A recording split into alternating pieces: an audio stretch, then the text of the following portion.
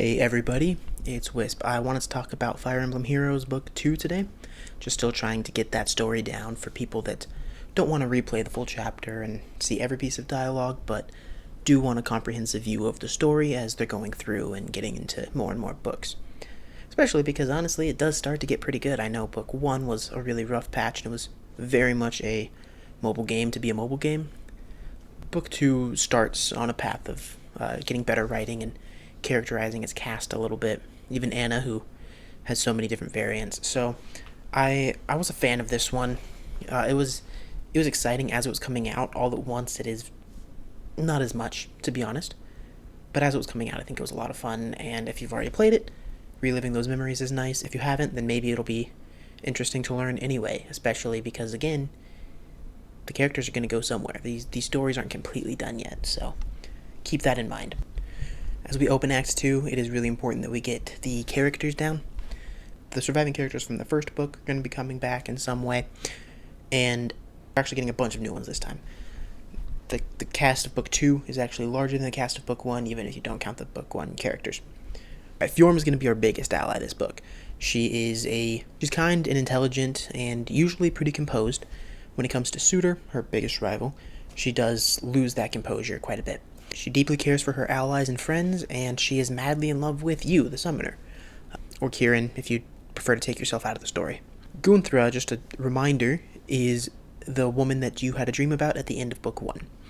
She has an actual role in this book, which is why I more so put her in this cast. She was a mysterious woman that technically showed up at first, but this is where she's a character. Creed is one of the leaders of Nifl's army. We don't know much about his backstory. Might not have been this way before Book 2, but through the course of Book 2, he is basically a general. He just doesn't technically have that title. Ilger is the youngest ally of this book. She is sweet, caring, very kind, typically playful, but of course in a hard situation, otherwise why would she be in this book? These four characters are siblings. There's actually a lot of debate over if Hreed or Gunthra was the older sibling. Meet the Heroes, Sharena's book that helps describe some of the characters, does confirm that Hreed is older. Some people don't take that too seriously, or honestly just headcanon Gunthra as being older to differentiate it from Fates having Ryoma and Xander, which is fine. People are going to see the game how they want to see it. It's really not a big deal. Especially because Meet the Heroes is dubious in its language. It's also been translated from Japanese, so some things aren't conveyed the right way or in the best way. So it's kind of unconfirmed. Most evidence points to Hreed, but it feels like Gunthra is older in the way that she talks and acts, so who really knows? So that's the Nifl team. Loki is kind of a ally to our enemy, Muspel, but she's kind of like a almost neutral. She's just chaotic. She just wants to do what she wants to do. She has her own agenda, and she claims to serve Muspel, but from the opening trailer, you can see it's a little dubious. May or may not worship a dark dragon. People were always theorizing that she probably did before anything was even said about her, so that's why I put that here. Also, Loki is a woman in this game. So is Thor, but Thor hasn't really been in the main storyline. Heroes just does what it wants with Norse mythology. It's not like this isn't where you're going to go to study Norse mythology. Have fun with it. Suitor. He is the main enemy of Book 2. Cruel, uncaring, passionate about death. From Muspel, the Kingdom of Flame. Just an evil guy. Just a bad dude all around. Just not a pleasant person. He's actually sick and twisted and sadistic. Legiarn is his first daughter, or at least first daughter that we know of, and the oldest sister. Yeah, that's how that goes. She's a general for Muspel's army, incredibly powerful, incredibly intelligent, composed, articulate. She's a really good rival to Fjorm in that sense. They're both able to think things through, think about things critically. Both great people to have on your army. Levitine is Legiarn's younger sister. She's a weapon. She's a tool. She is a general in the army, but she doesn't feel like she has her own name. She is named after her blade. Her sword is called Levitain as well. She is just a weapon, Suitor's tool to use as he needs, doesn't consider herself a full person. All she does is follow orders from either him or Leghorn. She does have a caring relationship with her sister, but she doesn't express it properly because she's much more used to just being a tool for destruction than an actual human being. Helbindi. He doesn't show up for a little while, but just remember this guy's face. He is the third general of Muspel's army. Also portrays himself as being very callous and cruel, like Suitor, but of course there's actually more to him. He very much looks like the Axe Bro of a Fire Emblem game, and I think he is the Axe Bro of Fire Emblem Heroes. He's got a heart of gold. He's way less popular than he should be. I mean, that's obviously biased speaking. Heart of gold, but on the wrong side of the battlefield, basically. Okay, now a lot of you are probably wondering about Niffle and Muspel, the dragons. They're part of the Book 2 Revisited plotline, which I'm saving for another video, only for consistency's sake, because when I get into the later books, the revisiting won't be finished yet. So just know that there are a couple more characters that are introduced down the line in a revisited plotline, because Book 2 has a sequel that's not Book 3, it's like Book 2-2. Book 3 is in the middle of its own as well. We might continue those down the line, who knows. Niffle and Muspel are mentioned, so what matters about them is they are rival gods. Niffle is the goddess of ice, and Muspel is the god of flame, and they're dragons who don't get along. Pretty traditional, standard storytelling for Fire Emblem game. Alright, so Chapter 1 opens with Alphonse and Sharena getting their childhood ruined. They see that the eastern village within their kingdom's walls is being pillaged and torn down to the ground, and it is actually a place that their mother used to take them. There were abundant fields and just beautiful flowers, and it's just being torn apart. So there's flames they can't put out, but they also see the Emblem banner. So the Emblems are attacking again, and that's scary. We just finished a fight with them, just finished that conflict. But those flames actually remind Alphonse of a prophecy about these unquenchable flames that will destroy the world, basically. So from the beginning, we are already seeing this is a threat that people have believed could happen for a long time. Most people forgot about this prophecy. Alphonse is just kind of a history nerd. He reads all the books, that's why he's in the Order of Heroes. So he remembers. We cut to see something that we the player see, but Kirin does not. Fjorm is fighting Suitor, and she's not holding her own. It's actually her mother who was battling him, and he kills her, and then he's kind of taking out the last of his anger on Fjorm, and he taunts her about having killed her mom, and how he burned her fingers one by one, and he evilly laughs at her as she desperately tries to find any strength to fight back, but he defeats her pretty handedly, and just kind of finally leaves her to rot, to punish her by letting her burn alive in this castle, and just kind of have a day with that. Alright, so next up we see someone who looks like Commander Anna. It's not an Anna from another timeline, it's actually somebody entirely. She shifts into Sharena as well, and turns out she can just shapeshift at will. It's Loki. Loki is revealed to be fighting alongside Emblem, and in a quest to defeat Asker. So that's all well and good. She's not exactly an ally or a friend at this point in time. There's a quick fight. Loki reveals her true form, runs off, and Breidablik starts to glow, pointing them in the direction of Fjorm, who we then save. Chapter 2 starts with Fjorm waking up and being told that it was Kirin who found her.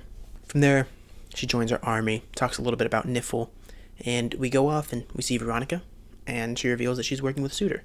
We see Suitor and fight him. Fighting off Suitor, he takes literally no damage. They can't quench the flames around him, the unquenchable flames that were mentioned earlier. He evilly mocks them for even trying, and the whole team is forced to retreat tactically. Chapter 3 opens with Gunthra communicating with Kirin in their dreams again, and upon waking up, Kirin hears about Alphonse's father, who is actually leading the Knights of Asker, or the Royal Knights. So both of them are kind of leading charges, but Alphonse is actually scorned by his father for leading his team, and it's actually gotten to a point where Alphonse's father won't talk to him, so bad relationship there. We the player get a glimpse of Veronica and Suitor talking about their alliance, and They don't quite get along, they don't see eye to eye. Leviathan shows up, and we have to fight her off, force her to retreat tactically. And we see that this village was completely burned to the ground, nothing to spare. But the people actually did live. It's just, the fields and the houses, those have been completely destroyed. We then flash to see Veronica and Suitor talking about their alliance. They don't quite get along, so Loki is mediating, and when Veronica goes off to get some air, Suitor talks to Loki about how she's just a stepping stone. After Asker and Niffle are gone, he's going to take out Emblem. It's kind of just nicer to not fight 3 battles at once. This way it's a 2 versus 2 rather than a 1 versus 1 versus 2. He also starts to display some of the pleasure he gets from hurting people. He talks to Loki about how much he wants to hear her plead for life, and he says things that are pretty dark. He's pretty disgusting about it, actually. I mean, PG-13, but it's a little weird. When Chapter 4 starts, we find that Alphonse and his team have actually stayed in the village and helped it restore. So we don't know exactly how many days have passed, but he's been rebuilding houses, rebuilding fields, and helping them grow things again. It's the whole team together. They bring some fruit to thank Alphonse and his friends, and also bring him colored hay. Actually dyed. It wasn't grown colorful, I think. But they're confused by it. Alphonse is like, don't worry about it. It gives off interesting smoke when it's burned. So that's kind of the point of it. Suitor shows up, sees all the innocent people there, and fights with Alphonse. Alphonse has kind of led his team at this point to the gate, to the entrance to the Niffle Kingdom. And Suitor obviously doesn't want them going to Niffle.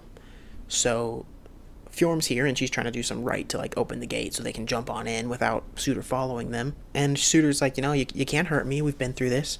So you can kneel down, I'll cut off your head, or I'll just make sure that every single person here has to beg and plead for their life. And Alphonse struggles, and he talks about this, and he's trying to think through it. In the meantime, there's some colorful hay burning, and all the people of the village see it, know that it's their escape, and go that way. So eventually, when the portal opens, Shireena's like, hey, we should stay here and fight, and Anna's like, losing the village is going to suck, but we kind of need to get the heck out of here. Alphonse tells Shireena that they need to go through the portal. They'll sacrifice the village if they must. They jump on through. That's when Alphonse reveals that he actually did save all the villagers. He wasn't going to just let them die. So that closes up, and Suitor's not able to follow them immediately. We cut over to see Suitor and Veronica talking. Suitor's going to go in and kill the whole village, make sure that every person he can find there is dead. And Veronica's like, there's really no point, and plus, if you think about it, after our war is done, they're going to be my people. So Suitor laughs at that, and he's like, you're not going to be a queen anyway, kind of reveals the whole traitor plot. Xander steps in, because remember, he's like an actual character, by the way, in the story. So Xander steps in to defend Veronica and take some blows for her. Loki calms Suitor down and is like, you know what, let's just not yet. Chapter 5 opens up in Niffle, and Fjorm's being that girl that's like, I'm not even cold while everyone else is freezing to death. Alphonse is having his friends take cover behind that giant shield of his to stay warm from the cold winds. This is the land of ice, after all. We talk a little bit about Gunther having set up camp somewhere. That's really all we get. And then Leviathan shows up, attacks, and is forced to tactically retreat. Anyway, at that point, Alphonse and team are like, we need to move, but Shireena points out that they're leaving tracks. So Anna comes up with this plan that they leave tracks to a location, double back, cover the new tracks, and then move in a new location covering their tracks because of the snow. Pretty good plan. It's going to buy some time. But when Leikjarn shows up, she pretty much instantly catches on to what Anna's plan is. She's just as cunning as Anna. She's not going to fall for one of the most cheap tricks there. So it doesn't buy them much time. But when the team meets Leikjarn in battle, she actually tells them, hey, I'll spare all the people. I'll take you guys prisoner. You don't need to die. Let's just skip the fight. Obviously, Alphonse is like, no, but hey, we all love how kind you are, so that's really cool. So that's all well and good. Leikjarn loses and tactically retreats. Leikjarn and Leviathan have some conversations about how it's don't worry, I'm not hurt.